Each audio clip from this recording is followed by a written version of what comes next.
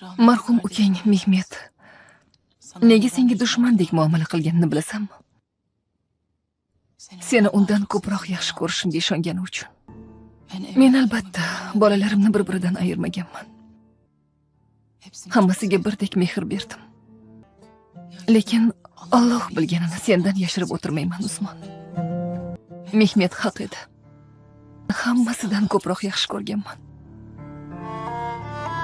Ona o'z bolasining qotiliga dushman bo'lishi mumkinmi? Mumkin. Bunga haqqi bor. Lekin bolasini o'ldirgan ham o'z bolasi bo'lsa nima qilsin?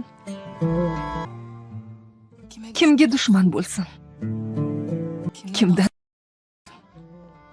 Qalbidagi qasos otashini qanday o'chirsin? Siz yig'lay oldingiz. Aza tutdingiz. Men-chi yig'lay olmadim. Vidolasha olmadim. O'zimni kechira olmadim. Chunki shu ishni men qildim. Ukamni o'ldirdim. Men seni kechirdim, o'g'lim. Sen ham o'zingni kechir.